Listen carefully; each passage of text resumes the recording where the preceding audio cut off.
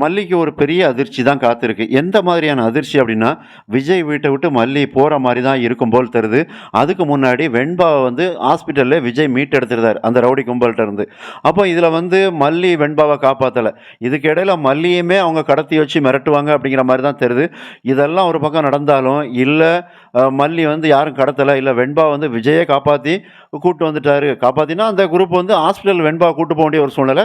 அந்த இடத்துல கண்டிப்பா விஜய் பார்த்துருவாரு. பார்த்துட்டு வெண்பாவ கூட்டு வந்துருவாரு. அது ஒரு பக்கம் நடக்குது. இன்னொரு பக்கம் என்னன்னா, விஜய் வீட்டுக்கு வந்தாலும் கதிரேசன் எல்லாருமே இருப்பாங்க. அப்ப இவங்க கன்சீவ் ஆன விஷயத்த முன்னாடியே விஜய்க்கு சொல்லிருவாங்களா? அதுக்கப்புறம் தான் தெரியுமா? ஏன்னா விஜயோட கோபம் அப்படிங்கிறது மல்லி மேல உள்ள கோபம் குறையிற மாரி தெரியல.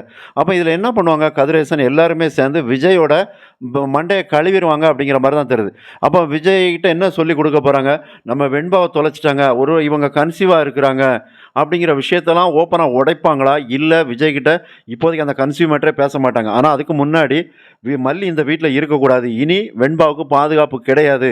அப்படிங்கிற மாரி சொல்லி விஜய் வர்றதுக்கு முன்னாடியே ஒருவேள இல்ல விஜய் முன்னாடியே மல்லிய கதிரேசனே வீட்ட விட்டு வெளிய தொரத்தலாம் அப்படிங்கிற மாரி தான் தெரியுது. ஏன்னா மல்லி ஒரு பக்கம் ஸ்ட்ராங்கா பேசுறாங்க. என்னன்னா, "இது என் புருஷன் வீடு. நான் இங்க தான் இருப்பேன். நீங்க வேணா வெளிய போங்க" அப்படிங்கிற மாரி சொல்றாங்க. ஆனா அது சரிதான். மல்லி சொல்றது. இந்த இடத்துல வந்து மல்லி வந்து குற்றவாளியா தான் நிக்காங்க. எப்படின்னா வெண்பாவ தொலைச்சுட்டு.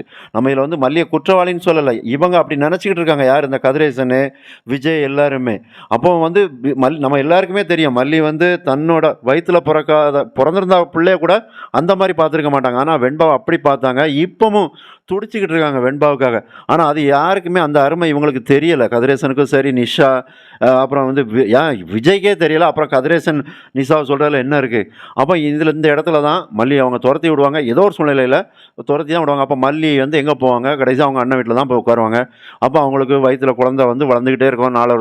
நாளொரு மேனியும் பொழுதொரு வண்ணமா வளரும். விஜய்க்கு அந்த அருமை புரியாது. விஜய் வந்து மல்லிய வந்து தேடுவாரா?